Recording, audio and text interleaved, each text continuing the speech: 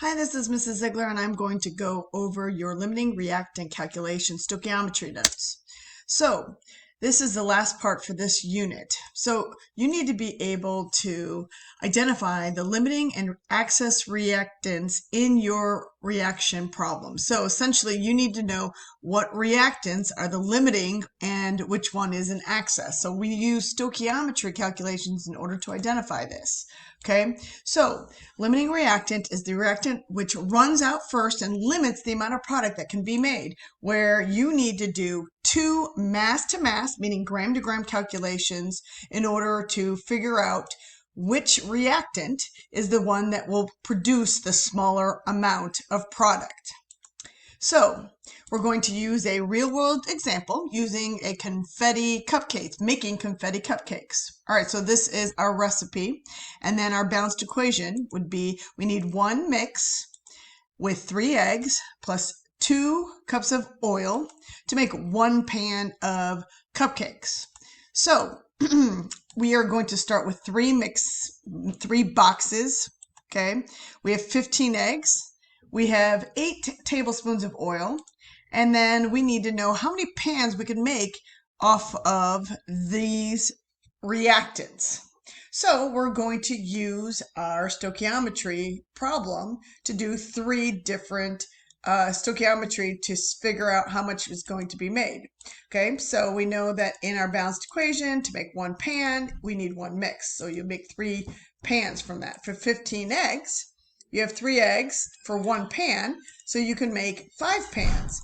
For 8 tablespoons of oil, you need only 2 for 1 pan, so therefore you can make up to 4 pans.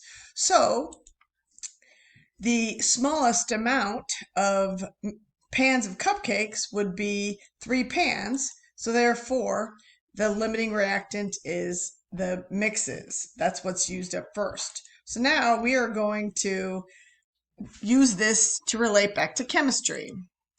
So in our problem, we have if you have a 17.1 grams of potassium that reacts with 14.3 grams of fluorine in our balanced equation, which would be this, potassium plus fluorine to make potassium fluoride, which one is the limiting, which one is the excess. Okay, so we have our balanced equation. We know that the 2 masses, so therefore we're going to use this information in order to calculate how much product of potassium fluoride we can make.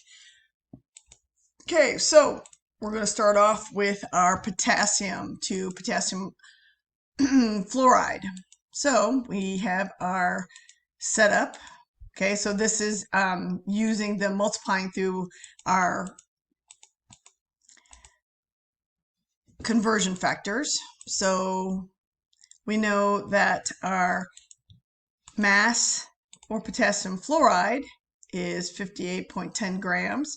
So therefore, we go from gram to gram. When we set it up, we have 25.4 grams of KF. So going through using fluorine, we can make 43.7 grams of KF. So therefore, we know that the limiting factor, or I'm sorry, the limiting reactant is our potassium. So you can begin your homework, which is worksheet 4. And if you have any questions, please make sure you reach out.